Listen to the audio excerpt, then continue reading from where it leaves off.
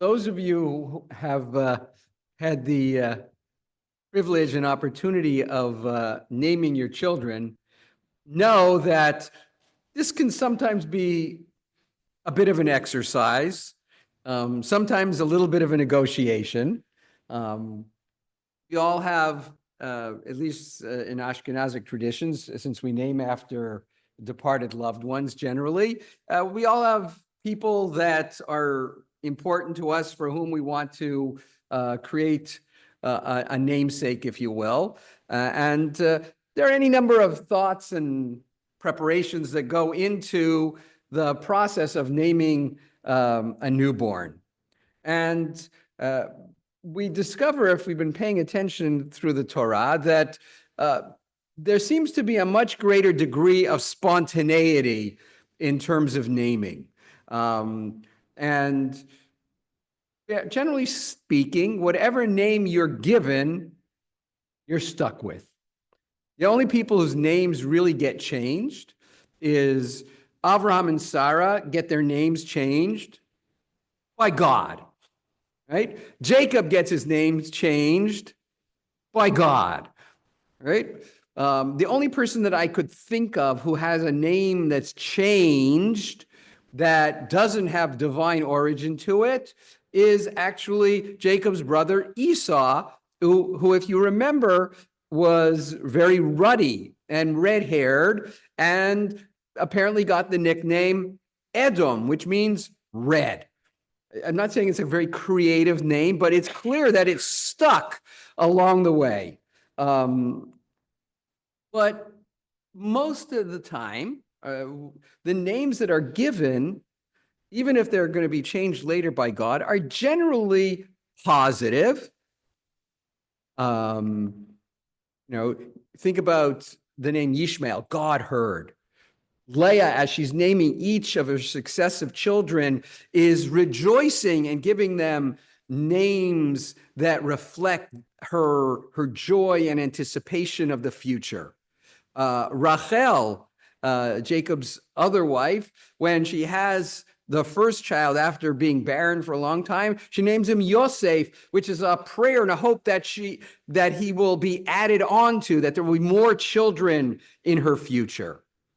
And in this week's Parashat, we actually read about the birth of Rachel's second child.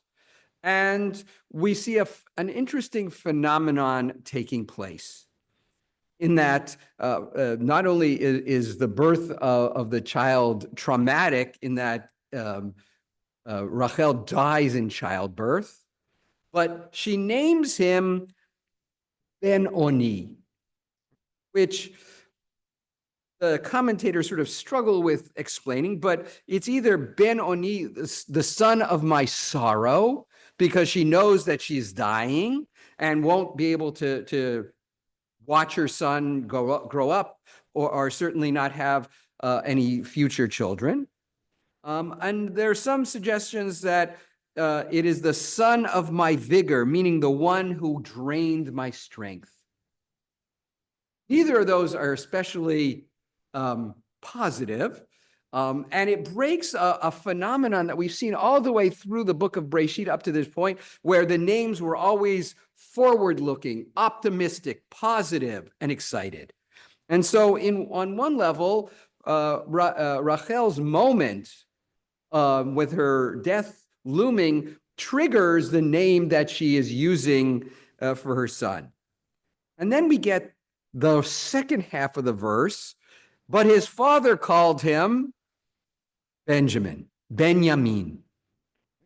And what's fascinating is this is the first time we actively see a father involved in choosing the name of the child. And in this case, superseding the name given by the mother. And it's just kind of fascinating to me because part of me is imagining I'm the final redactor of the Torah. Right? Rachel gives birth as she's dying, and we skip straight to Jacob named him Benjamin. The Torah doesn't do that. The Torah feels the need to include the name given by the mom, and I'll share with you why I think it does so in a moment. But first, I want us to explore what Benjamin might mean.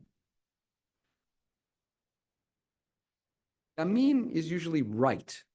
Sorry, right. This right, not that right. This right. Let's put this one in the pocket for now, just to not make that mistake again. And so Rashi suggests that because the family is traveling from the old country and they're moving southward through the land of Canaan, closer and closer to where Isaac, Jacob's father, and family are living, Benjamin, he is the son of our southward travel. A bit of a stretch. But the term Yamin is sometimes used in the book of Psalms and in the Torah to reflect southwardness. God uses Tzafona v'Yamina. Tzafon is clearly north. Yamin, because of the contrast, has to be south. So it's an odd phraseology, but I think more relevant is Rashi clearly is not completely convinced by his own answer because he gives you a second one. And anytime Rashi gives you more than one answer, it's because there's something uncomfortable to him about the first one. And I like his second answer, in fact, much better. The right hand in various places in the book of Psalms and other parts of the Torah, the Bible, the right hand is a symbol of dexterity, of strength, of power.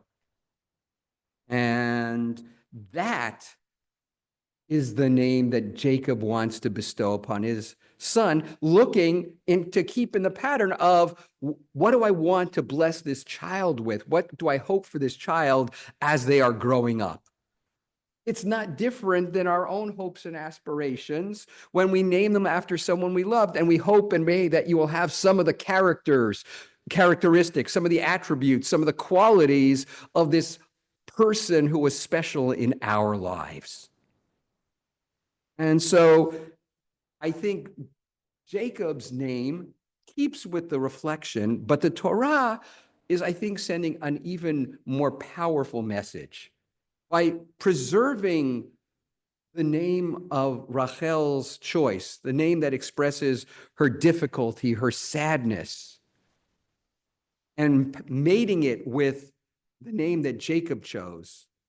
The Torah is essentially reminding us that as we go through life, both realities will be true.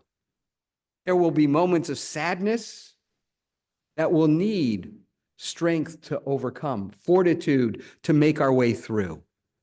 And that when we're feeling particularly powerful, particularly on top of the world, we should be reminded that there are also sadnesses that exist in the world, and that when we are at the summit of our power, of our capacity, we have an obligation to try to do something to repair the sadnesses in the world around us. Ad kan. Let me invite you to return now to your Sidurim.